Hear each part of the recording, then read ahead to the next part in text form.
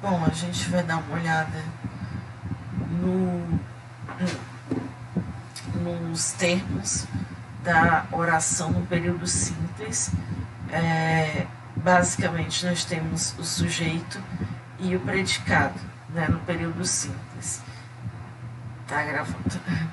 E o sujeito, gente, eu tô cansada, por isso que eu tô com essa voz aqui maravilhosa. Então, o sujeito, ele é aquele que pratica a ação, e o predicado é o que se refere ao que acontece com o sujeito. Nós temos tipos específicos de sujeito, que nós chamamos de determinados e indeterminados. Os determinados podem ser simples, com um só núcleo, composto com dois ou mais, implícito, ou oculto, desenencial ou elíptico, que é aquele que você descobre através da conjugação verbal, e o sujeito indeterminado, que acontece em dois casos: quando a gente tem terceira pessoa do plural, né, que reclamam de corrupção, ou quando a gente tem uma terceira pessoa do singular mais si, que no caso seria verbo transitivo, intransitivo, ou verbo transitivo indireto. Já os casos de sujeito inexistente são quando as orações não têm sujeito, só predicado, os verbos ficam na terceira pessoa do singular. Quando é que eles acontecem? Com verbos que exprimem fenômenos da natureza, no sentido literal. Os verbos ser, estar, fazer e haver, indicando tempo, né? Faz dias que não vejo, faz, sempre. Esses verbos, como eu falei, sempre ficam na terceira pessoa do singular. É tarde, estava cedo. E também com o verbo haver, no sentido de existir. A predicação verbal, ela é a forma, né, que a gente classifica os predicados. Tá aqui no esqueminha. O predicado, ele tem, todos têm verbo, mas às vezes o verbo não é o principal. Quando nós temos o verbo significativo, que é o direto, indireto, o transitivo indireto, o intransitivo e o verbo transitivo, direto e indireto, nós temos como núcleo o verbo. O predicado é verbal. Quando a gente tem um verbo de ligação, o predicado é nominal. E aí o núcleo dele é o predicativo do sujeito. E quando a gente tem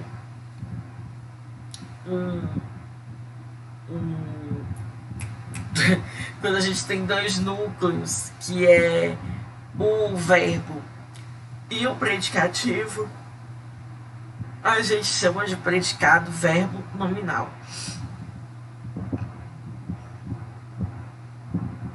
Os verbos são transitivos quando eles precisam de complemento. Se ele é transitivo direto, eu exijo complemento sem preposição, como em comprei jornais variados. Quem compra, compra algo. É um verbo que não necessita de preposição. Os indiretos precisam chegar ao seu complemento com preposição, como estes documentos pertencem. Algo pertence a alguém, ao cliente. Os dois têm verbos assim que exigem dois complementos. Como não existe nada entre nós, algo existe entre alguém. Os verbos de ligação, eles são ser, estar, ficar, permanecer, continuar, permanecer. Eles não exprimem ação, eles exprimem estado. Os termos integrantes. Bom, a gente acabou de ver verbos transitivos diretos e indiretos. Então, quem completa o sentido do VTD é o objeto direto. Quem completa o sentido do VTI é o objeto indireto. O complemento nominal é um termo pré-posicionado que ele completa sempre o sentido de um nome, que é um substantivo abstrato, um adjetivo ou um advérbio. Né? Esses nomes precisam de complemento. Por exemplo, alheio. Alguém está alheio a algo. Devoção, você tem devoção por algo. E o agente da passiva é o termo que existe apenas em orações na voz passiva analítica, né? Quando eu tenho auxiliar e o verbo principal, e sendo que o verbo principal está no particípio. E o agente da passiva, ele é aquele que age sobre o sujeito dentro das orações na voz passiva. Ó, a apresentação foi realizada pela professora de filosofia. Então, ela que agiu sobre o sujeito. Logo, o agente da passiva seria o sujeito na voz ativa.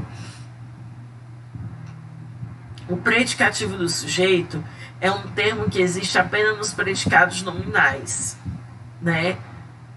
Nem sempre, tá, galera? Mas, enfim, é mais fácil a gente estudar que o predicativo do sujeito é uma característica do sujeito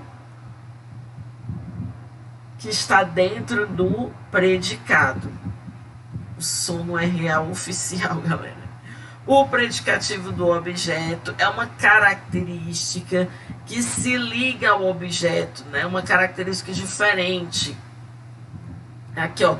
Eu considero este assunto importantíssimo. Né? Então, esse importantíssimo é uma característica do termo assunto. Os termos acessórios são aqueles que não são tão importantes, mas que eles ajudam a dar mais brilho à oração. Os adjuntos adnominais, que se ligam aos núcleos nominais, podem ser adjuntos. Os artigos sempre numerais, pronomes. Um substantivo pode ser adjunto de outro substantivo, adjetivos, locuções adjetivas. O adjunto adverbial, ele é o papel do advérbio dentro da oração, né, indicando tempo, lugar, modo. O aposto, ele tem alguns tipos. O aposto, ele é dos poucos termos que eu citei aqui. De todos esses que eu citei aqui, o aposto, ó, já no finalzinho, é o primeiro que posso usar vírgula para separá-lo. Então, o aposto ele pode ser explicativo, enumerativo, pode ser o recapitulativo ou resumidor, né? Quando eu pego um pronome indefinido para poder resumir tudo que eu disse.